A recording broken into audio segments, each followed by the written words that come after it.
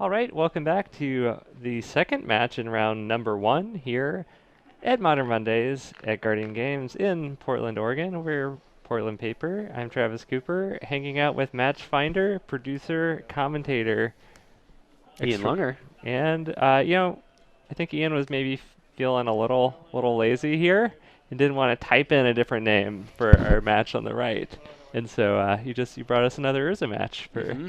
the rest of round number one. Urza is, I will say, seems to be extremely popular at this shop. I think the last time that I played a Modern Monday, I played 3 of my 4 matches against Urza decks. So we have a lot of lovers of artifact strategies, and it seems like affinity has maybe dropped off a little bit, and all of those people have taken their Mox Opals to the blue realm, to the Urza realm. Yeah, I feel like it sort of got the folks that were like, really wanting to feel kind of big brain that were playing Lantern Control, and then also folks that had Mox Opals that wanted to do some degenerate things with Urza. And we see a Thoughtseize from Jesse and Icefang Quattle here from Derek.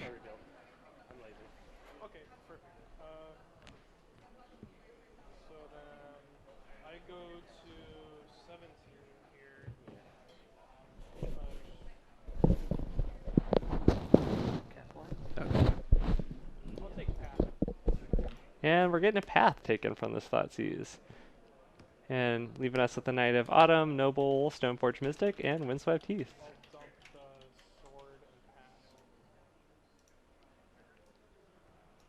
And Jesse on the Goblin Engineer plan. So it does look like we have the Sword of the Meek Thopter Foundry combo here.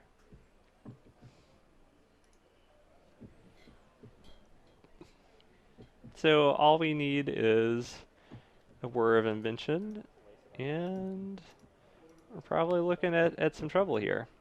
So Derek going to get the Sword of Fire and Ice with the Stoneforge Mystic and just cast Noble Hierarch and say, I hope you don't have it, Jesse.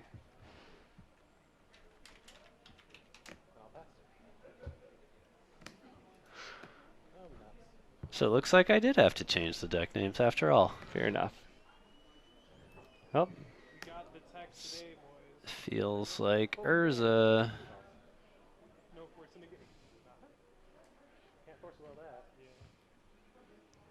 Comes with a construct token.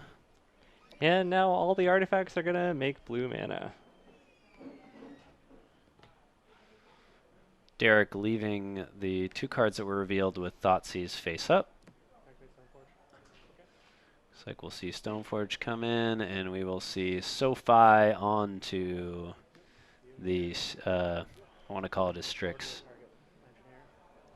This is pretty solid from Derek. Swings in for 3. Gets to take out the Engineer. Yeah, I'd still just wait for Jesse to win.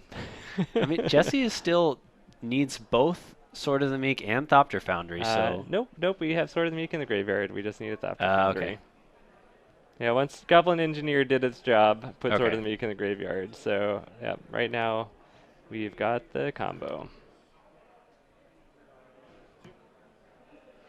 And I think that does it. It's going to be infinite life, infinite mana. Infinite card draw.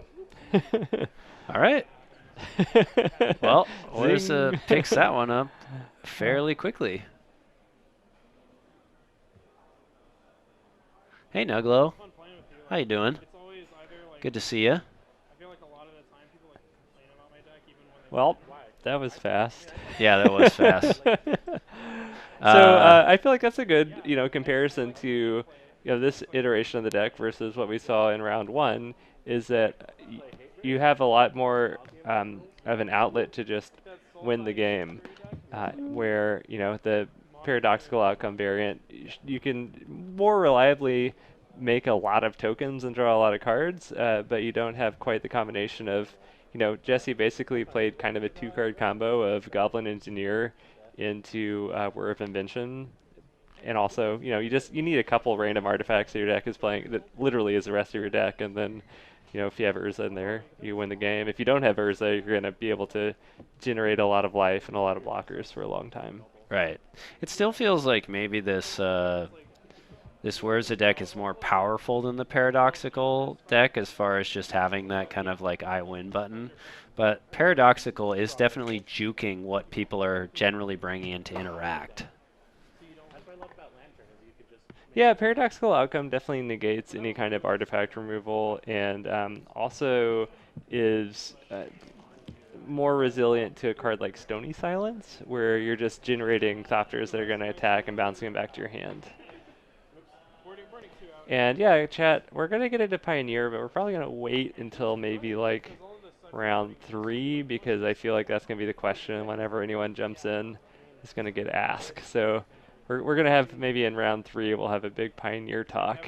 But we're going to hold off on it so that we can also just, that won't be the only thing that we talk about during the broadcast. Well, how about if we bring Jesse into the booth and let's talk about why maybe he's picking this Whirza deck over the Paradoxical version of the deck.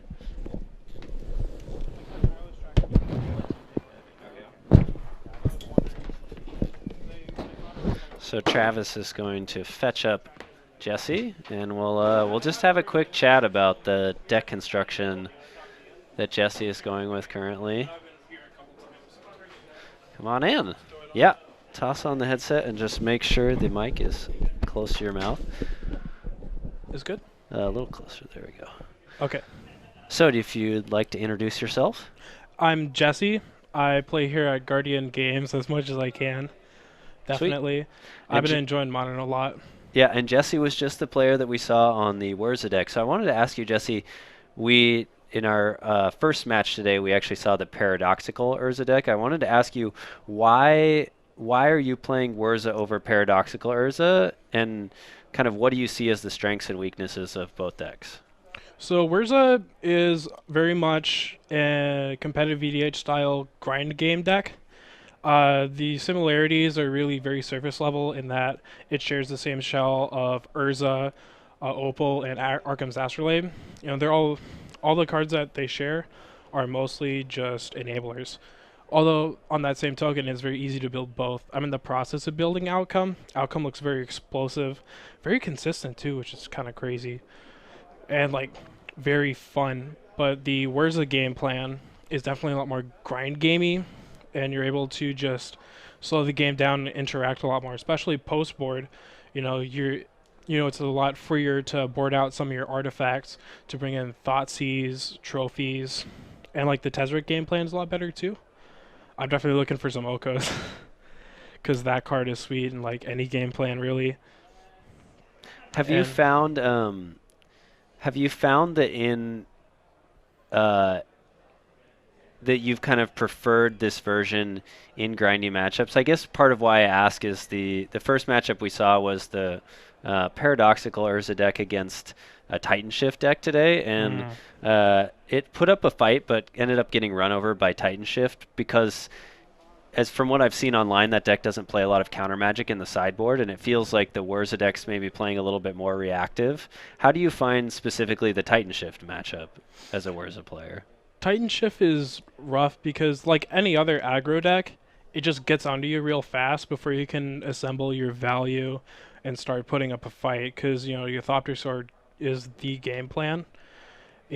Post board you have stuff like Tezzeret that's a little slower, but Titan Shift gets rough because they're either running Once Upon a Time, making their deck crazy consistent, or they're playing Karn, which makes you force the issue of having the Urza.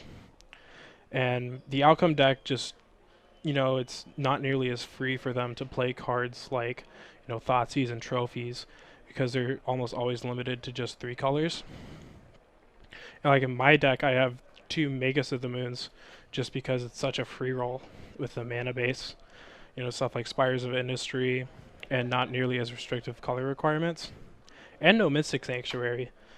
Like, I feel like if you're playing Outcome without Mystic Sanctuary, you're at least a little mistaken. Yeah, interesting that you are running. Why Magus of the Moon over Blood Moon?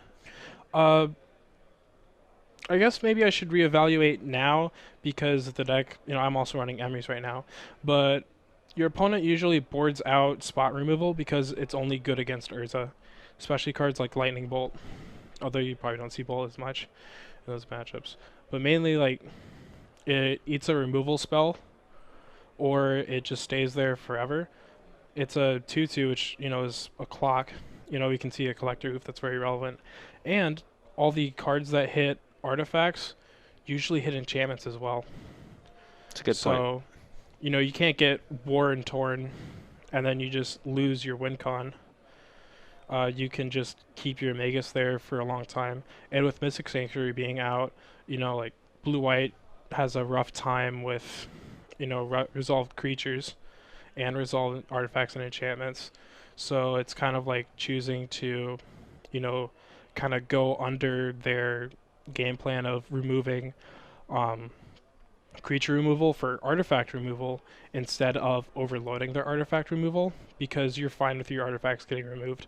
Trading one for one in the grind game that Urza produces is often very favorable until they assemble some sort of card engine. Like, with blue white, you always have a chance until they stick some serious card advantage. The game is not over until they have a serious engine going that's actively stopping you. As long as you resolve like just one Urza, you can sometimes bring back the game just from that.